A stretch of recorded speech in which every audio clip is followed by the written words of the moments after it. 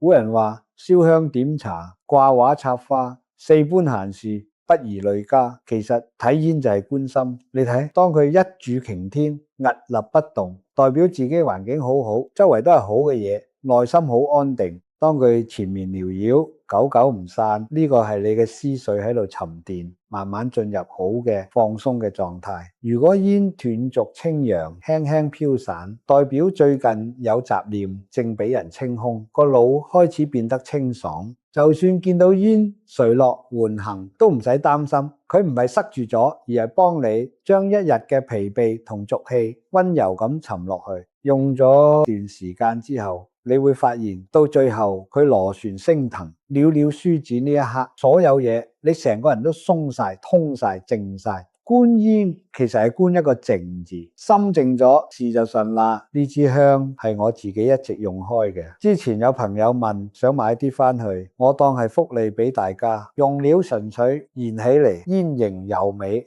香氣清雅，唔為咩，只係想你喺忙碌嘅生活裏面有一刻真正屬於自己。如果你哋中意，可以將呢個香帶返屋企，每日俾自己一點時間，好好放鬆下。